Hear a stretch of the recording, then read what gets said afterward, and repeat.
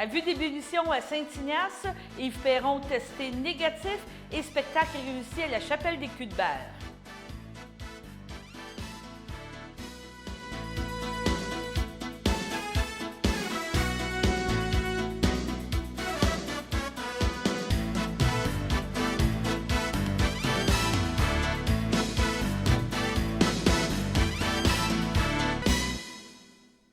Bonjour mesdames et messieurs et bienvenue à votre bulletin de nouvelles du 21 septembre 2020. Mon nom est Danielle Yvon, directrice générale en remplacement de François Robert qui est en semaine de vacances. Premièrement, on vous parle de Saint-Ignace de Loyola. Depuis samedi matin, la municipalité a dû faire une réparation urgente et majeure sur une conduite d'eau près de l'église de Saint-Ignace. Donc, nous vous rappelons que vous devez faire bouillir votre eau jusqu'à nouvel ordre au moins 5 minutes avant de pouvoir la consommer. Parlant d'eau, Saint-Ignace vous rappelle aussi que vous devez maintenant prendre votre lecture de compteur personnellement. Aucun employé se présentera à votre domicile. C'est votre responsabilité. Vous avez reçu par la poste un coupon que vous devez remplir et transmettre à la municipalité d'ici le 15 novembre 2020. Maintenant, on vous parle de M. Yves Perron. M. Perron a été testé négatif à la COVID-19. On se rappelle que M. Perron a été testé suite à l'annonce que M. François Blanchet, chef du Bloc québécois, a été testé positif à la COVID. M. Blanchet, justement, en isolation préventive. Pour M. Perron, bien que le test soit négatif, il restera en isolement jusqu'au 22 septembre prochain et donc jusqu'à demain. La suite sera à confirmer. Maintenant, dernière partie, la Chapelle des Culs-de-Berre accueillait vendredi soir l'artiste jazz de réputation internationale, M. Frédéric Allary, qui a présenté le concert Magnitude des échanges synaptiques interdits. Nous avons eu la chance de pouvoir rencontrer M. Allary avant sa performance. Écoutons cette entrevue. Un petit chemin Oui. nous amène tranquillement à un espace absolument fantastique, très intime. OK. Et puis, le son aussi dans la chapelle est très agréable. C'est un son acoustique intéressant pour les instruments acoustiques. Oui, c'est ça, parce que la contrebasse, si vous êtes surtout plus dans la musique, on pourrait dire jazz. Ouais. Vous avez travaillé beaucoup en jazz, mais vous êtes beaucoup en... je ne veux pas dire électronique, je ne veux pas dire le thème est donné, mais on pourrait dire la recherche là, dans les sons et tout. C'est des sons modulaires, c'est des sons de synthétiseurs modulaires. En fait, c'est comme, je pensais à ça tantôt, je me disais, OK, c'est comme si j'allais ma basse, ma contrebasse c'est un clavier, donc un synthétiseur, sauf qu'il est acoustique, mais j'ai toutes sortes, mes boutons, ils sont là, comme sur un clavier normal, sauf qu'ils sont là. Sauf c'est toutes sortes de sons que moi j'ai travaillé, soit des sons de la basse, soit des sons de l'octobasse de la Maison symphonique. Ah oui, vous avez travaillé avec la fameuse octobasse, OK. Oui, avec la contrebasse, j'ai composé une dizaine de morceaux pour contrebasse et octobasse. Écoute, évidemment, avec Michel Legrand, ça a été toute une expérience. J'ai fait plusieurs de ses tournées ici pendant 7 ans. Donc, sa passion, elle était encore rendue à 82, 83. On a fini le concert. J'étais en train de ramasser ma contrebasse, puis je le vois arriver sur scène, puis il sort des partitions, il s'envoie à son piano. Là, il me fait signe. Puis il envoie au jam. Et là, en fait, il me fait signe pour venir écouter sa nouvelle composition. Là, il va y avoir des chorales! Et puis, donc, j'ai été fasciné de voir à 82 aussi allumé encore, comme quand il était plus jeune, à cette passion de la musique. Vous êtes à l'Université de Montréal, je pense, professeur? Oui, chargé de cours. Chargé de cours, d'accord. Est-ce qu'il y a encore la même passion, le même enthousiasme? Parce que Montréal est reconnu pour un endroit renommé en jazz. Là. Il y avait le festival de jazz que cette année, on a comme passé free, comme dans beaucoup de choses. Là. Mais est-ce que vous sentez encore un engouement? Est-ce que vous sentez encore un intérêt important dans il y a un intérêt jazz? pour la formation musicale. Pour le jazz, maintenant, c'est devenu assez large. Ce spectacle-là a été présenté en Facebook Live directement de la Chapelle des Culs-de-Berre et écoutons un léger extrait de ce spectacle.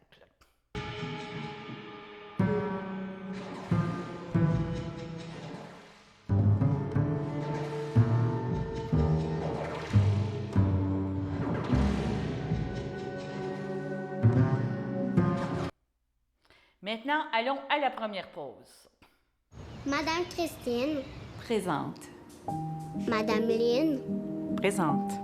Madame Julie, Présente. Madame Isabelle, Présente. Monsieur Évariste, Présent. Madame Karine, Présente. Monsieur Redouane. Présent. Une belle carrière vous attend dans le monde de l'éducation. Répondez Présent.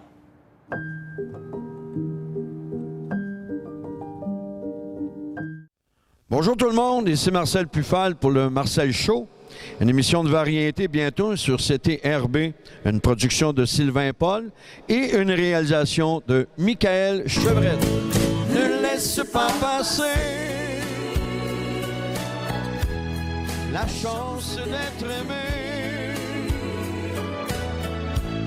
le cœur devient moins lourd quand on est en amour. Des milliers de personnes sont de retour au travail, parfois avec de nouvelles tâches ou dans un nouvel emploi. Dans ce contexte particulier, il est plus que jamais important pour les travailleurs, les travailleuses et les employeurs de bien connaître les consignes sanitaires, de les partager et de les appliquer à la lettre pour protéger la santé et assurer la sécurité de tous. Nous avons tous un rôle à jouer et la CNESST est là pour soutenir les milieux de travail dans leur démarche. Pour en savoir plus, visitez cnesst.gouv.qc.ca. Le samedi matin, dès 9h30, nos téléspectateurs sont invités au Super Bingo télévisé diffusé de nos studios de Berthierville. Depuis maintenant une vingtaine d'années, plusieurs adeptes de la télévision régionale se sont partagés un montant de 600 $ disponible chaque semaine lors de cette joute de bingo télévisé. Un animateur et 3 bénévoles se succèdent à la caméra dans le but de vous faire passer une petite heure agréable et payante le samedi matin. On peut se procurer les cartes de jeu chez les dépositaires autorisés participants, c'est-à-dire à Berthierville, le dépanneur Formule 1 rue Gilles Villeneuve, le marché IGA Extra sur la rue Gabrielle Brissette, le marché Métro rue Notre-Dame, la pharmacie Proxime rue Frontenac, le garage Pétroté sur la rue Gilles Villeneuve et à Saint-Ignace-de-Loyola, le marché Aldo rang Saint-Michel, le dépanneur Le Magasin Esso sur le chemin de la Traverse. C'est un rendez-vous tous les samedis matins à 9h30 sur les ondes de CTRB, votre télévision régionale et communautaire.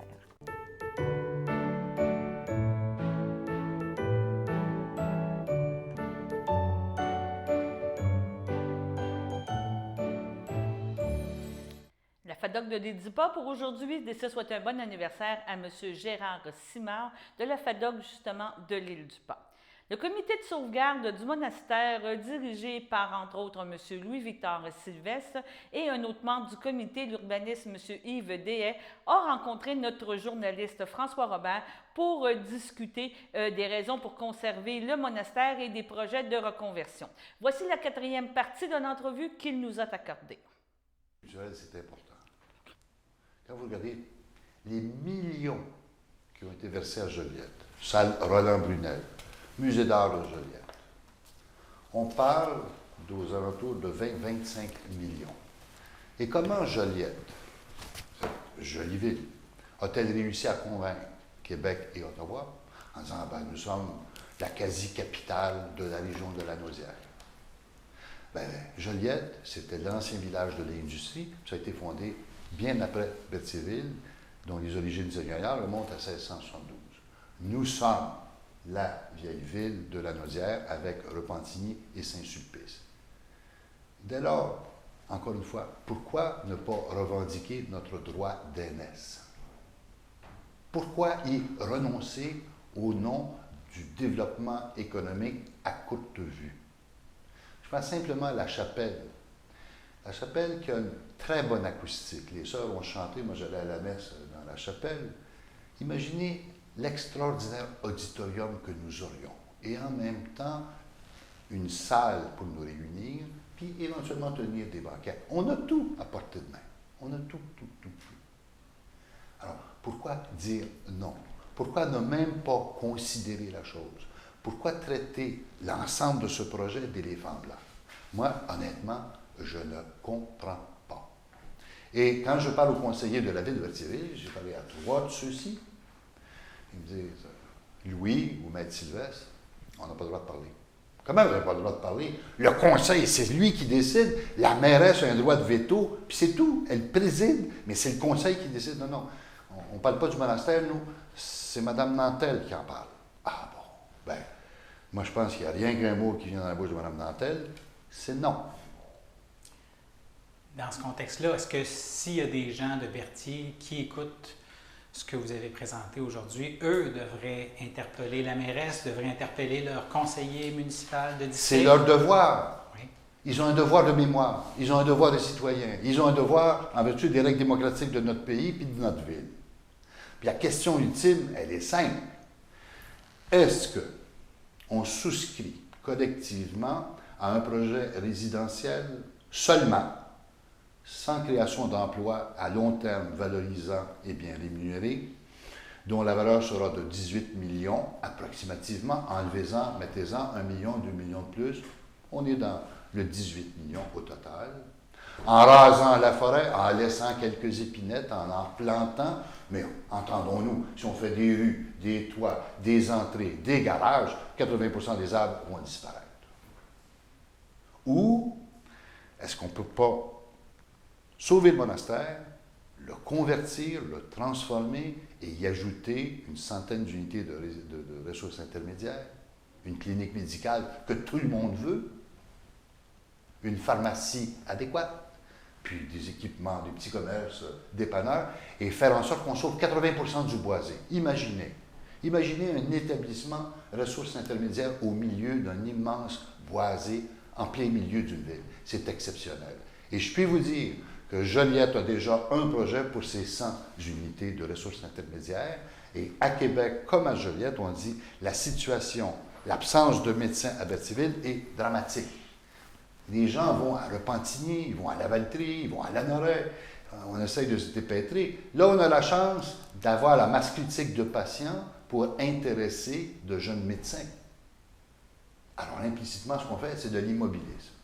Alors, j'appelle ça le syndrome des ponts fermés. Ça fait 10 ans qu'on a 2 ponts fermés, et puis on est content d'avoir 2 ponts fermés. Qu'est-ce qui se fait? Je ne le sais pas. Mais moi, j'ai le journal des débats, pas du journal des débats, là, les procès-verbaux de la ville de Berthier, ça vient de Louis Tranchemontagne, qui était le père de Claire Tranchemontagne.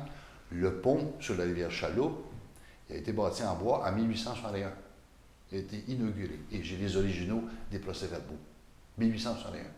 Ben, je vous dirais, en 1861, Berthier en haut était pas mal plus progressiste que Berthierville sous le gouvernement de Mme Nantel. Et là, vous l'interpellez, vous lui demandez officiellement vous seriez ouvert à faire un débat avec elle sur cette question? Je ne veux même pas un débat. Qu'elle vous réponde. Notre alternative, nous, c'est 22 millions d'investissements, c'est 30 préposés aux bénéficiaires, puis c'est 20 personnes, dont 5 ou 6 médecins et des auxiliaires de bureau médical. Alors, c'est 22 millions. Approximativement, j'en conviens. On ne se battra pas sur le détail. Puis 2 millions de masse salariale annuelle, puis je n'ai même pas calculé le salaire des médecins là-dedans. Alors, ma question, c'est, Madame Nantel, vous qui présidez le conseil, auriez-vous la mobilité en public, soit d'en débattre avec messieurs Deshaies et Sylvestre, ou alors de venir vous expliquer, dites-nous en quoi ce que nous avançons n'est pas fondé, en quoi avons-nous menti, en quoi avons-nous avancé des chiffres totalement erronés, en quoi la ville de Joliette, la ville de Terrebonne, la ville de Repentigny, toutes veulent des ressources intermédiaires, puis nous, on a des Bertholais qui sont expatriés à Joliette, à Sainte-Ambroise, à Sainte-Élisabeth d'un côté et de l'autre. Alors, venez, Mme Nantel, expliquez-vous. Je propose même le débat ici, à 2 mètres de distance avec M. Deshaies, avec les gens qui représentent les promoteurs. Il y a et une grande salle à côté là, qui pourrait aussi. Ah, ben écoutez, si on avait la chapelle du monastère, on pourrait, dans une acoustique extraordinaire, tenir un extraordinaire débat avec une audience. Mais dans la boîte à start-up, il y a une grande salle qui pourrait servir pour un tel débat. Ben écoutez, j'en fais l'invitation. J'ai rien à cacher, puis je tiens à souligner, et je parle pour M. Deshaies et pour nous n'avons aucun intérêt financier là-dedans. Écoutez, moi, je vous dirais que, vous savez, les dossiers en aménagement, c'est souvent, très souvent complexe. Okay? Quand on ajoute à des dossiers en environnement l'aspect patrimonial, c'est aussi des dossiers complexes. Il est arrivé dans le passé, finalement, des gestes qu'on pourrait dire, on les trouve regrettables, ils n'auraient pas dû être. Bon, on les connaît, composons avec cette histoire, si je peux dire, de l'évolution du dossier. Ceci étant dit, on ne peut pas toujours prétendre que le patrimoine, c'est important, que le développement durable, c'est important, qu'on est dans une situation également de crise, de pandémie, de réchauffement ou sinon de modifications climatiques importantes. Regardez finalement, bien évidemment, j'en conviens avec vous que ce n'est pas du tout la même ampleur, mais regardez quand même les photos qu'on voit présentement finalement sur la côte est américaine, excusez-moi, sur la côte ouest américaine, avec les incendies et les feux de forêt. Bon, écoutez, c'est complexe des dossiers en patrimoine, c'est pas simple de réanimer un bâtiment de cette dimension-là, mais surtout, il ne faut pas faire finalement fi de l'obligation de faire un exercice positif, constructif, pour évaluer totalement les possibilités de requalification de l'immeuble. Moi, je suis convaincu qu'avec les ressources, finalement, et l'ensemble des intervenants de la municipalité, de la région, vous êtes en mesure de réussir ce projet-là. Encore faut-il mettre l'épaule à la roue. Okay? Encore faut-il accepter que nous avons des valeurs. Nous avons des valeurs en environnement, nous avons des valeurs sociales, nous avons des valeurs économiques également, nous avons des valeurs en patrimoine, mais encore faut-il faire en sorte de les respecter et d'en discuter, je dirais, avec le respect des opinions des uns et des autres. Mais faisons un débat éclairé. D'autres choses que vous voulez ajouter en terminant? Écoutez, comme pour Melchers, il y a des choix stratégiques à faire. On ne peut pas plaire à Dieu et à son Père. Mais si le conseil municipal de la ville de Berthierville maintient sa position, il est bien évident que nous subirons une perte patrimoniale, une perte culturelle, une perte historique incommensurable et que nous aurons perdu la possibilité de créer entre 30 et 50 emplois valorisants, bien rémunérés et durables. Personnellement, je crois qu'il n'existe aucune autre solution pour la ville de Berthierville que de désormais être un interlocuteur valable dans le sens de la conservation du monastère et de sa transformation, ainsi que de l'ajout de ce dont nous vous avons parlé. Ouais. Je dirais, moi, pour conclure, si vous me permettez, je proposerais aux citoyens, finalement, de Berthierville de prendre une petite marche. Okay? Prenez simplement une petite marche devant le monastère, quelques minutes, okay? Traversez le terrain complet, regardez finalement la beauté du monastère. Ensuite, gardez ça en mémoire, prenez une marche finalement d'un quartier résidentiel récemment aménagé à Berthierville et dites-moi sincèrement, okay, lequel des deux environnements il faut préserver, lequel des deux environnements il faut requalifier. Moi, je pense d'emblée que de requalifier son patrimoine historique, culturel et religieux dans ce cas-ci, c'est vraiment essentiel à la beauté de votre communauté. Peut-être que la mairesse entendra l'appel et qu'elle voudra répondre à ce que vous avez présenté aujourd'hui. Pas juste la mairesse. Le conseil, l'ensemble du conseil. Le conseil et les promoteurs. Et les promoteurs. Qu'ils s'inspirent. Qu'ils s'inspirent de ce que nous avons fait. Au moment de la crise de Melchers, c'était la catastrophe, des licenciements, de la pauvreté, de l'épuisement de l'assurance chômage. On a réussi, alors que j'étais président de la Corporation de développement économique, à retourner ça, puis à créer autant d'emplois, moins bien rémunérés que Melchers, mais en profiter pour faire le sentier piétonnier de la Sylvie, puis le port de Plaisance. On est capable, si on veut. Et à l'époque, encore une fois, j'avais la collaboration de Jules Guévremont et de Paul-Émile Lavallée, et quand je les ai assis à table, ils étaient en chicane depuis des années. Je dis, messieurs, nous sommes devant une catastrophe. On doit faire l'union sacrée. Et comme disait dans le Mercier, cessons nos luttes fratricides. Ben, les deux hommes se sont donné la main, en tout cas, qu'on va travailler ensemble. Alors, la commune, on a réglé, enfin, le sentier piétonnier avec Paul-Émile Lavallée. Avec Jules Guévremont, on a tout négocié, puis on est arrivé à cette réussite. Mais, pour y parvenir, moi, je suis libéral. C'est un défaut, puis c'est une qualité. Et là, un libéral qui mène tout ça. Alors, qu'est-ce que j'ai fait? Je suis allé chercher des gens du Parti québécois, dont feu Jean-Marc Ferland. Je suis allé chercher des conservateurs, comme Raymond Ducharme, comme Roland Caron. Je suis allé chercher des bons libéraux. Je suis allé chercher des péquistes.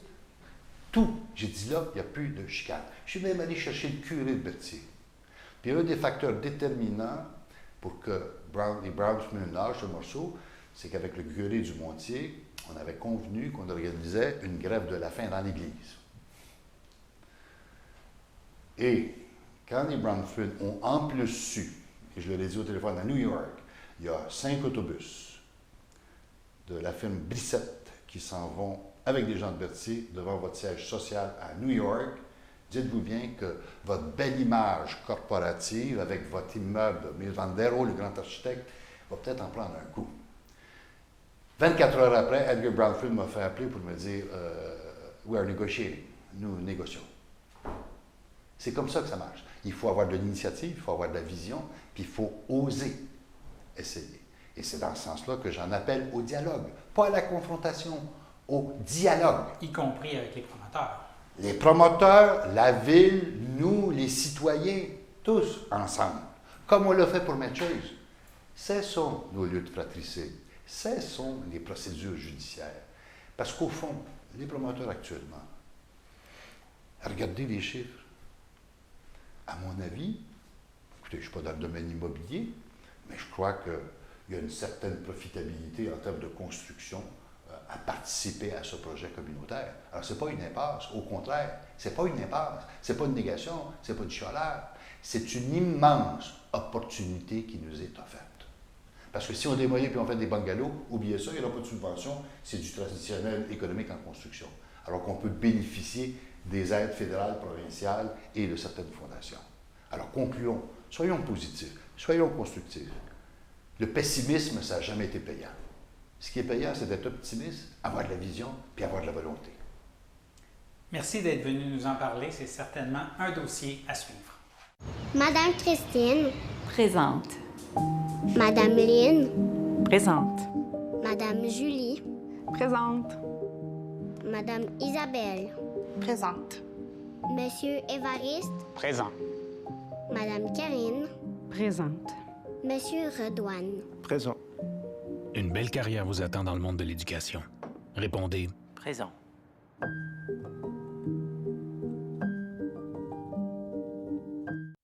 Bonjour tout le monde, ici Marcel Pufal pour le Marcel Show, une émission de variété bientôt sur CTRB, une production de Sylvain Paul et une réalisation de Michael Chevrette.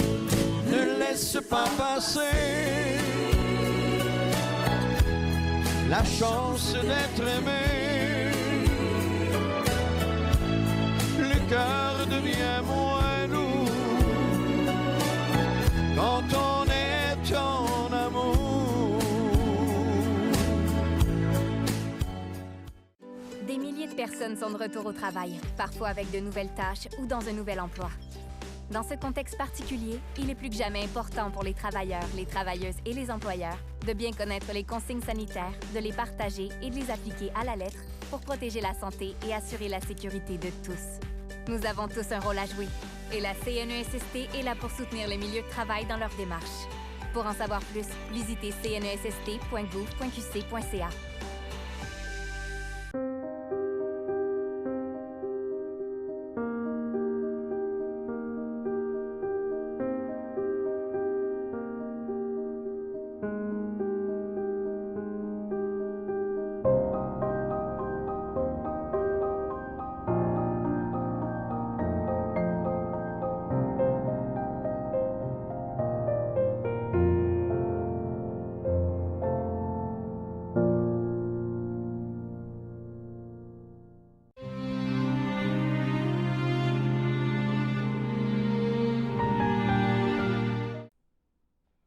Au CHRDL de Saint-Charles-Borromée, le 24 août, à l'âge de 41 ans, est décédé M. Jonathan Bélan, fils de Serge Bélan et de Sylvie Chebrette Gilles Gervais, demeurant à Berthierville. Il laisse dans le deuil, outre ses parents, sa sœur et son frère Isabelle Bélan, Rémy Deveau, Marc-André Bélan, Vanessa Lemire, son neveu et ses nièces, Alison, Ryan, Nestlé, ainsi que plusieurs oncles, tantes, cousins, cousines, autres parents et amis. La famille accueillera parents et amis le samedi 26 septembre dès 12h30 en l'église de Sainte-Geneviève de Berthier. Suivront les funérailles à 14h. M. Bélan sera inhumé au cimetière de Berthier. Au centre hospitalier de la Naudière, entouré des siens, le 8 septembre, à l'âge de 68 ans, est décédée Mme Agathe Sarrazin-Brissette, épouse de Denis Brissette, demeurant à Sainte-Geneviève de Berthier. Elle laisse dans le deuil outre son époux, son fils Jonathan, Christine Lampron, ses petites filles Léanne et Justine. L'ont précédé ses frères et sœurs André, Jacques, Madeleine et Pierrette Sarrazin. Elle laisse maintenant dans le deuil sa sœur, ses beaux-frères et belles-sœurs, Jeanne d'Arc Sarrazin, Louis Coulombe, Suzanne Poulette, Armance Grégoire, Michel Brissette, Jacinthe Champagne, Alain Brissette, Colette Laroche, Micheline Brissette, René Desjardins, Sylvie Brissette, Richard Lauzon, Joanne Brissette, Richard Laforêt, ainsi que plusieurs neveux, nièces, autres parents et amis.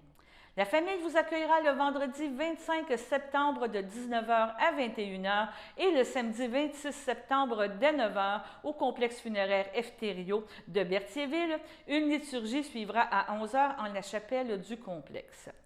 Au CHRDL de Saint-Charles-Borromée, le 12 septembre, à l'âge de 67 ans, est décédé M. Michel de Grandpré, époux de feu Lisette Aubuchon, demeurant à Berthierville et natif de Saint-Cuthbert.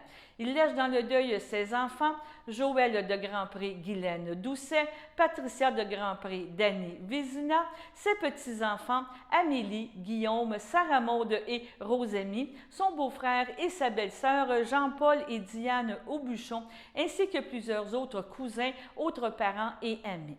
M. de Grandpré ne sera pas exposé. Cependant, ses enfants vous invitent à se joindre à eux dans le stationnement de la résidence funéraire Eftério de Berthierville le vendredi 25 septembre dès 13h afin de prendre part au cortège qui partira en direction du cimetière de Berthierville pour un hommage qui sera rendu par le curé Raymond Bourgeois à compter de 13h15.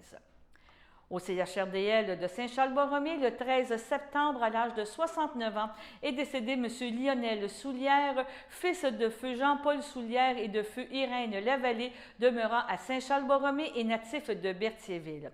Il laisse dans le deuil son fils Hugues Soulière, Marilyn Bellumeur, ses petits-enfants, Félix et Rémy Soulière, ses frères, sœurs, Richard Soulière, Denise Bellil, Diane Soulière, Richard Tarte, Daniel Soulière, Céline Hervieux, son oncle, sa tante, plusieurs neveux, nièces, autres parents et amis.